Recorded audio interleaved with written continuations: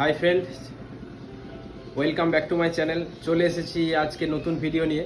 Chicken curry কীভাবে বানানো যায় আজকে সেটাই দেখাবো, তাও আবার মাটির উনুন এবং কাঠের জ্বালানিতে। সো শুরু করা যাক, লেটস স্টার্ট। এখানে চিকেনটাকে হলুদ, লবণ ও তেলের সাথে মিক্স করে নিয়েছি। সাথে নিয়ে নিয়েছি চিনি, দারুচিনি, এলাচ, লবঙ্গ, তেজপাতা, আর তার সাথে রয়েছে হলুদ এবং লঙ্কার গুঁড়ো। আর তার সাথে নিয়েছি পেঁপে, টমেটো, ধনেপাতা, পেঁয়াজ, আদা ও রসুনের বাটা আলাদা আলাদাভাবে নিয়ে নিয়েছি।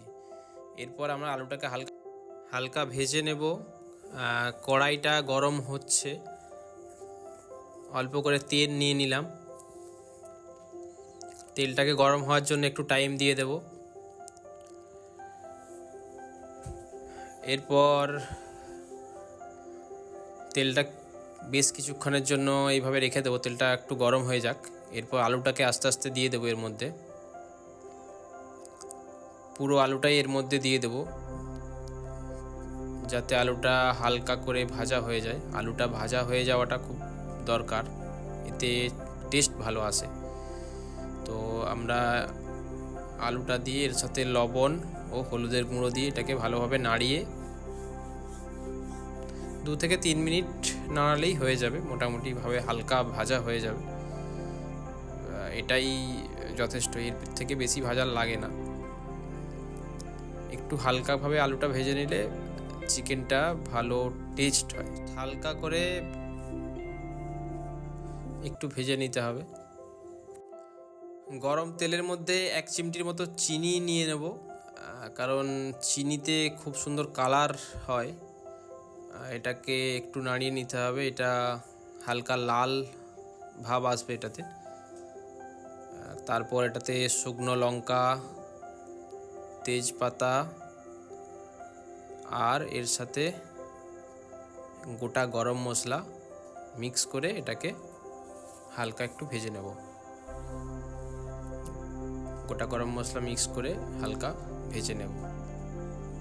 এরপর যেটা করব, পেঁয়াজটাকে তুলে দেব।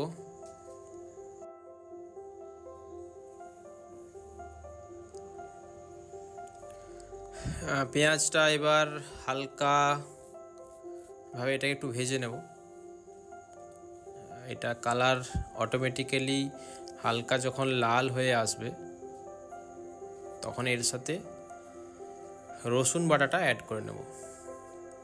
এটা আমাদের ভাজা চলছে অলরেডি।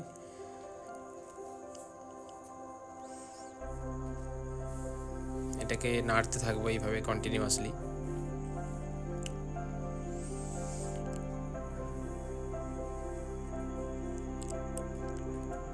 এটা যতক্ষণ না লাল হয়ে যাচ্ছে হালকা, ততক্ষণ এটাকে এইভাবেই নাড়তে থাকতে হবে।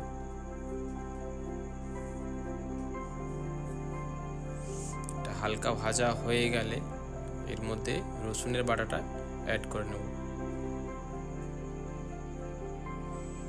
রসুনের বাটা দিয়ে দিয়েছি, এর সাথে এবার এটাকে নেড়ে নিচ্ছি ভালো করে। এটা হালকা পেঁয়াজটা লাল ভাব একটা এসে গেছে।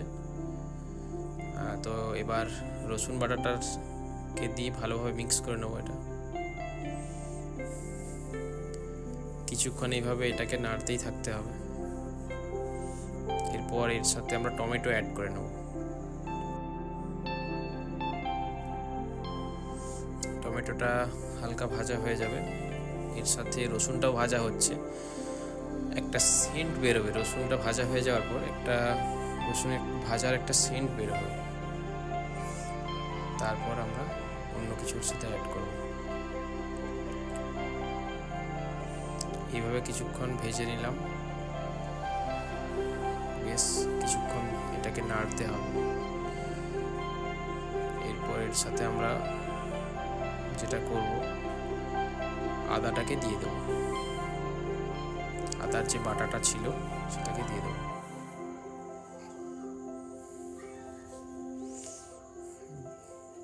বেশ ভালোভাবে এটাকে নাড়তে থাকবো এইভাবে।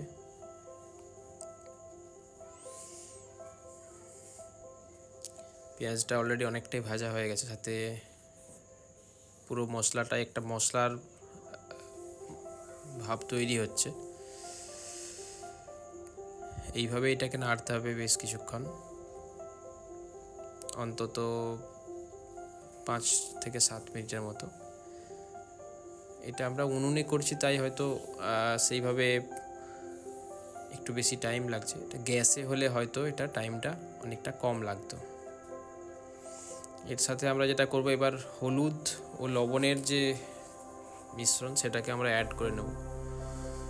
হলুদ গুঁড়ো এবং লঙ্কার গুঁড়ো সাথে লবণ রয়েছে, ওটাকে মিক্স করে নিলাম। এটা একটা দুর্দান্ত একটা কালার এসে গেছে।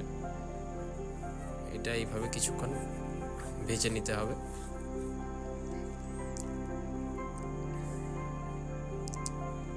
মোটামুটি বেশ কিছুক্ষণ ভাজার পর এটা আরও কালারটা ডিপ এসে যাবে। এটাকে এইভাবেই নাড়তে থাকবো। লঙ্কার গুঁড়ো একটু দিয়ে দিলাম এর সাথে, এক্সট্রা একটু অ্যাড করে নিলাম যাতে আরও বেশি কালারফুল হয়। এটা অবশ্য কাশ্মীরি লঙ্কার গুঁড়ো।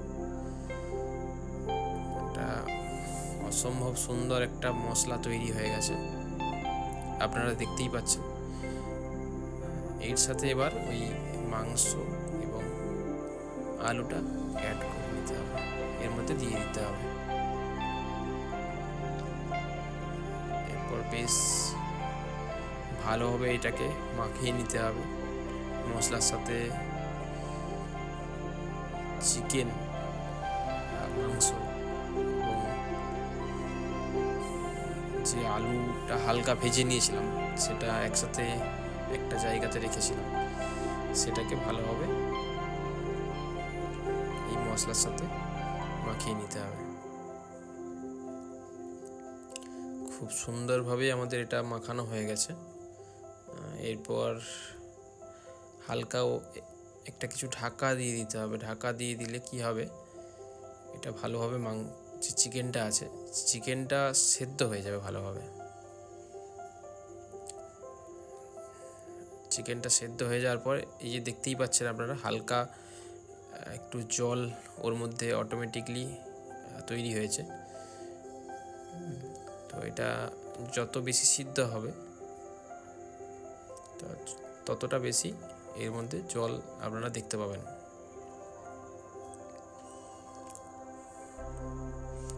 আমরা এরপর এটাকে অ্যাজ পার আপনাদের মতো এটাকে জল অ্যাড করে নিতে পারেন, যতটা আপনার কারি করতে চান সেটা পরিমাণ মতো, যে পরিমাণে বানাতে চান সেইভাবে জল অ্যাড করে নিলেন। ঠিক আছে, এরপর এটা মোটামুটি এর হিটটা বাড়িয়ে দিলেন। কিছুক্ষণের পর আমরা এটাকে ধনের পাতা অ্যাড করে নিয়েছি এর সাথে। কিছুক্ষণ এটা এইভাবেই ফুটবে। অসম্ভব সুন্দর একটা কালার তৈরি হয়েছে এবং এটাকে এইভাবেই রেখে দিতে হবে। কিছুক্ষণ পর এটা একটা গাঢ় স্তর ওপরটাতে এসে যাবে এবং একটা খুব সুন্দর একটা কালার তৈরি হবে। তো এইভাবেই এটাকে তৈরি করা হবে।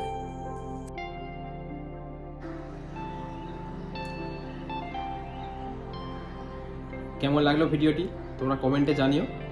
যদি ভালো লেগে থাকে অবশ্যই একটি লাইক করো এবং সাথে শেয়ার করো। আর এই রিলেটেড ভিডিওর আপডেট পেতে চ্যানেলটিকে সাবস্ক্রাইব করো। দেখা হচ্ছে পরের ভিডিওতে। বাই।